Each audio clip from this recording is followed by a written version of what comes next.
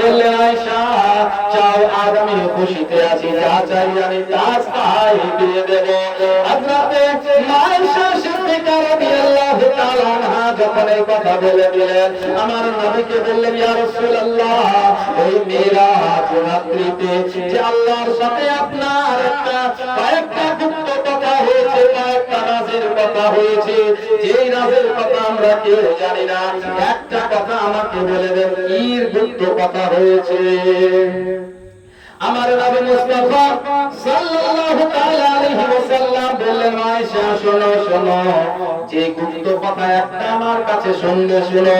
আল্লাহর সাথে আমার যে ওই লুকায়িত কথা হয়েছে তার মধ্যে একটা কথা হলো তাই যে মানুষ এক অপরের অন্তরের সাথে কানেক্ট করিয়ে দেবে, একে অপরের সাথে মহব্বত করিয়ে দেবে।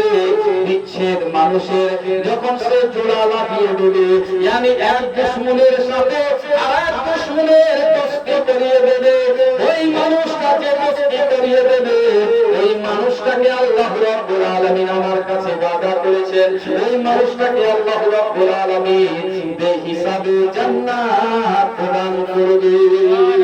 সুবহানাল্লাহ। মানে এক আত্মীয়র মধ্যে আরেক আত্মীয়র মধ্যে মিল মহব্বত যা তৃপ্ত করে দেবে ওই ব্যক্তিকে আল্লাহ রাব্বুল আলামিন বিনা হিসাবে জান্নাতের মধ্যে দিয়ে দেবে। আজ তোমার কারণে আজ তোমার ভাইয়ের সাথে নারাজগি হয়ে আছে, আজ তোমার কারণে তোমার শ্বশুর বাড়িতে নারাজগি হয়ে আছে, আজ তোমার কারণে তোমার কোন আত্মীয়র সাথে নারাজগি হয়ে আছে। ওই নারাজগি যদি তুমি দূর করে তুমি যদি ক্ষমা চেয়ে তার সাথে যদি তুমি মহব্বত করতে যাবে, তার সাথে যদি তুমি আত্মীয়তার সম্পর্ক নিয়ে আনো, তাহলে তুমি বিনা হিসাবে জান্নাত চলে যাবে। এই কথা শুনে মা আয়েশা সিদ্দিকা রাদিয়াল্লাহু তাআলা আনহা হাসতে হাসতে চলে গেলেন আব্বা জানের কাছে। আব্বা জান এই হলো কথা, রাজের কথা হলো ভাই কোন বিচ্ছিন্ন মানুষের মধ্যে কোন বিচ্ছিন্ন আত্মীয়র মধ্যে যদি মহব্বত ভালোবাসা পয়দা করে দেওয়া হয়, যে করাবে সেই ব্যক্তি বিনা হিসাবে জান্নাতে চলে যাবে। সুবহানাল্লাহ সুবহানাল্লাহ। এই কথা শুনে হযরত আবু বকর সিদ্দিক রাদিয়াল্লাহু তাআলা কান্না করতে লাগলেন।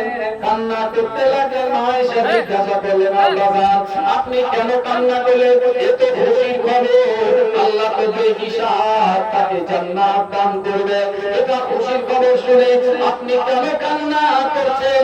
তখন হযরত আবু বকর সিদ্দিক রাদিয়াল্লাহু তাআলা বললেন, ও বেটি আয়েশা রে, তুমি ওই কথার তুমি একটা দিক দেখছো, উল্টো দিকটা দেখো না। যে ব্যক্তি আত্মীয়তার সম্পর্ক ঘনিষ্ঠ করবে সেই ব্যক্তি তো বিনা হিসাবে জান্নাতে যাবে।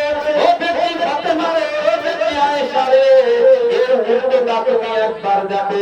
যে আত্মীয়তা বিচ্ছিন্ন করবে, যে আত্মীয়র সঙ্গে দুশমনি করবে, যে ভাইয়ের সাথে দুশমনি করে নেবে, যে বাপের সাথে দুশমনি করে নেবে, যে শ্বশুর বাড়ি মায়ের বাড়ি আত্মীয় বাড়ি যেই কোনো আত্মীয় বাড়ি ফুফুর বাড়ির সাথে কেউ দুশমনি করে নেবে, সে তো বিনা হিসাবে জাহান্নামে চলে যাবে।